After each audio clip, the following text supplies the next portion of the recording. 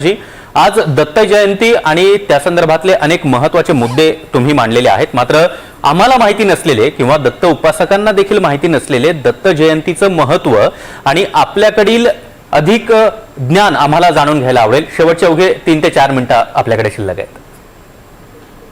भागवताच्या एकादश स्कंदामध्ये भगवान दत्तात्रयांचे अवधूतांचे त्या ठिकाणी 24 गुरु आले।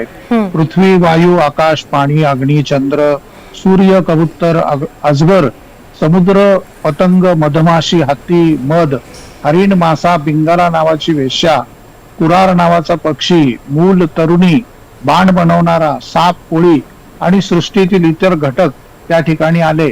याच्या व्यतिरिक्त भगवान दत्तात्रयांचे 6 अवतार झाल्याचं त्या ठिकाणी झालंय। काही ठिकाणी 16 अवतार झाल्याचं त्या ठिकाणी वासुदेवानंद सरस्वती महाराजांनी त्या ठिकाणी म्हटलंय। तर ते 16 अवतार अनेकांना माहिती नाही।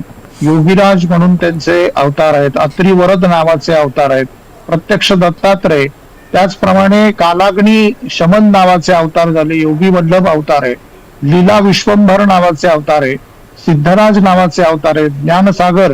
या सर्व दत्त उपासनेच्या संदर्भामध्ये वासुदेवानंद सरस्वती महाराजांनी अत्यंत सुंदर लिहिलंय। आणि दत्त संप्रदायाचं अजून एक वैशिष्ट्य असं की शैव, वैष्णव आणि पुन्हा दत्त संप्रदाय या तिघांचाही समन्वय हा दत्त संप्रदायामध्ये आलाय। त्यामुळे आमच्या आखाड्यांमध्ये ज्या वेळेला निरंजनी आखाडा हा प्रयागला स्नानाला मिळतो, तर प्रयागला त्रिवेणी या संदर्भामध्ये निरंजनीला पहिला मान त्या ठिकाणी स्नानाचा दिला जातो। आणि नाशिकला आम्ही निर्वाणी आखाड्यात ज्या वेळेला स्नानाला जातो त्यावेळी तिथे रामतीर्थावरती प्राचीन दत्त मंदिर आहे, त्या कोपऱ्यावरतीच आमच्या रामतीर्थावरती, आणि तिथे आम्ही नमस्कार करतो आणि मग प्रभू रामचंद्राचं स्मरण करून कुंभमेळ्याचा आरंभ होतो।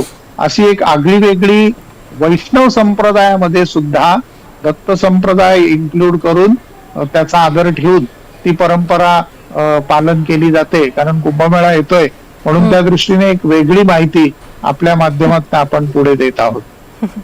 नक्कीच आजचा दिवस खरोखरच खूप सुंदर असा योग आलेला आहे। एकतर ज्योतिषशास्त्राच्या दृष्टीने, धार्मिक दृष्ट्या आणि खगोलीय दृष्ट्या सुद्धा आजचा दिवस खास आहे।